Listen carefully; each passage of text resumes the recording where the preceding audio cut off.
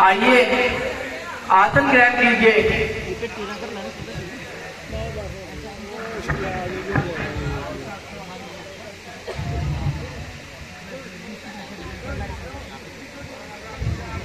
प्रभु, मुझे आश्चर्य है कि आप इस प्रकार वनों में क्यों घूम रहे हैं? महाराज, हमारी कनिष्ठ माता केकई ने पिताजी से 2 वरदान मांगे थे, जिसमें उन्होंने छोटो भाई भरत के लिए राजतिलक और मेरे लिए 14 वर्ष का वनवास मांगा था। जब ये समाचार लक्ष्मण और सीता ने सुना तो वह भी हमारे साथ वनों में चल दिए।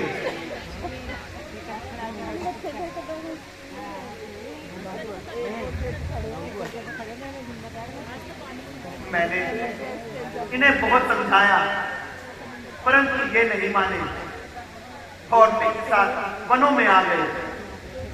हम घूमते घूमते पंचवटी पर आ पहुंचे, किंतु एक दिन हमारी अनुपस्थिति में दुष्ट रावण सीता को हर ले गया।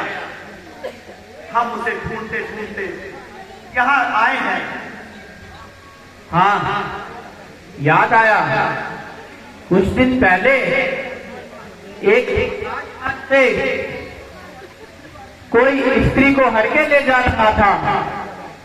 वह स्त्री रोती बिलखती हाय राम हाय लक्ष्मण पुकारती हुई अपने आभूषण गिरा रही थी और कह रही थी, हे वन्य प्राणियों,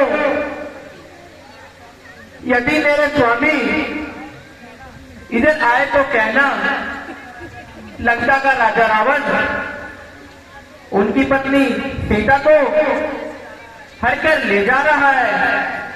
प्रभु, उनमें से कुछ जेवर हमारे पास हैं। हनुमान जी, जरा मैं जेवर को ले आइए। जो आज्ञा महाराज।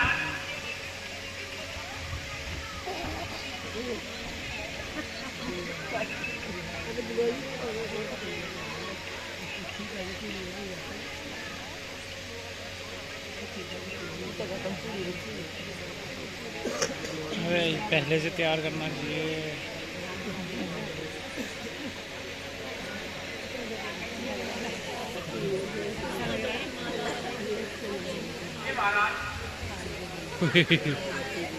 पर्दा से आया ही तो। लीजिए महाराज, इनकी पहचान कर लीजिए। आभूषण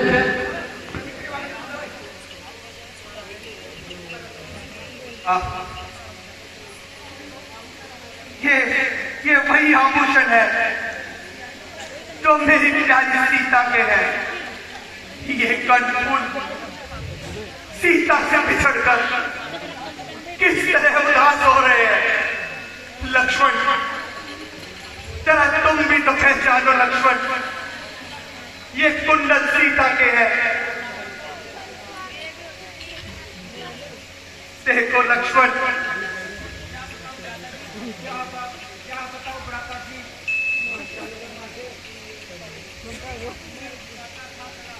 सिर झुकाता था सदा,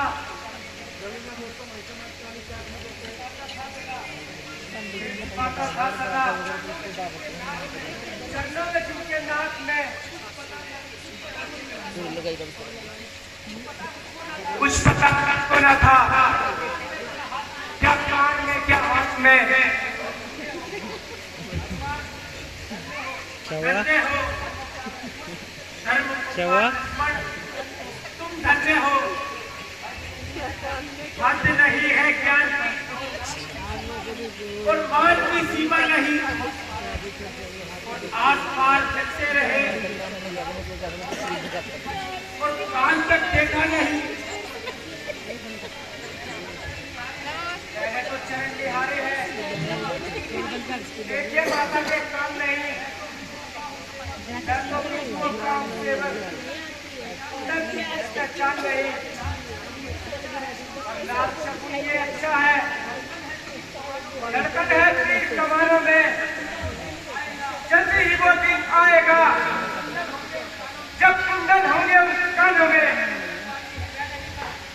वाली गई का इस पार्टी हरण करने वाले तुम सावधान होकर रहना। आते हरण करने वाले भगवान आप धन्य हैं जो आपने लक्ष्मण जैसा भाई पाया है, किंतु मेरा भी एक भाई है जो सदा मेरी मृत्यु के बारे में सोचता रहता है। मित्र, इसका कोई कारण तो होगा। हे प्रभु, मुझे और बाली को कुछ समय पहले एक मायावी राक्षस ने युद्ध के लिए ललकारा। हम दोनों भाई उससे युद्ध करने गए। लड़ते मैं एक गुफा में प्रवेश कर गया। तब बाली ने मुझे उसी गुफा के बाहर ठहरने को कहा और उस मायावी के पीछे गुफा में चला गया। मैंने कई दिनों तक बाली की प्रतीक्षा की। जब भाई बाली बाहर नहीं आया तब एक दिन गुफा में रक्त की घाट निकली। मैंने भाई बाली को मारा, परंतु गुफा से कोई आवाज नहीं आई। मैंने सोचा कि भाई बाली मारा गया और फिर मायावी राक्षस बात आ सके। मैंने गुफा के द्वार पर एक पत्थर लगा दिया ताकि वे राक्षस किसी और को ना मार सके। और मैं आपको लौट देख लो ना। सभी दरबारियों ने मिलकर मुझे वहां का राजा बना दिया, परंतु इस दुख के बाद कुछ दिन के बाद मुझे सिंहासन पर बैठा देख क्रोध से पागल हो गया। समझाने की बहुत और मुझे जान कर भागता था। मैं जान कर भागा। मेरी पत्नी को भी छीन लिया। तब से मैं इसी ऋषि मुनियों के ऋषि मुक्ति पर्वत पर अपना जीवन बिताता हूँ, लेकिन क्योंकि माता ऋषि के श्राप के पानी यहाँ नहीं आ सकता। हे मित्र, आप चिंता ना करें। मैं प्रण करता हूं कि आपकी पूरी तरह से मित्रता निभाऊंगा। मैं भी शपथ लेता हूं कि सीता जी का पता अवश्य निभाऊंगा। हे मित्र, मैं तुम्हें पंपापुर का राज्य अवश्य दिलवाऊंगा। मित्र, तुम जाकर बाली को युद्ध के लिए ललकारो। परंतु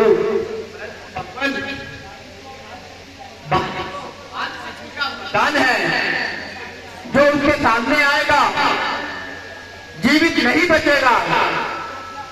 तो क्या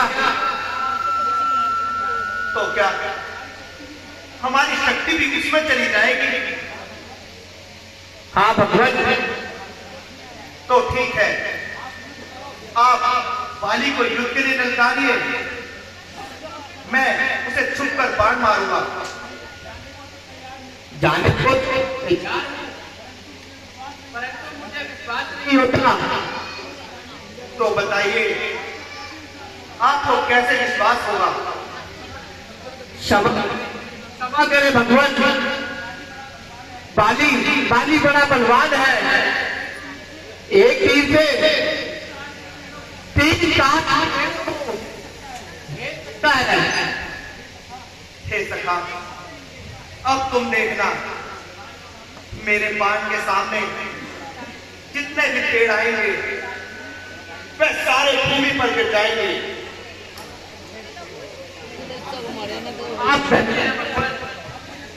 अब पूर्ण विश्वास है। अब मैं बाली को युद्ध के लिए ललकारूंगा।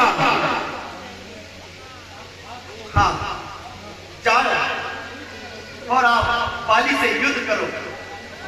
अब बाली को मेरे बाण से तीनों लोकों में कोई नहीं बचा पाएगा। अच्छा भगवान, मैं जाता हूँ, आप मुझे जाने की आज्ञा दीजिए। ठीक है सखा, आप जाइए।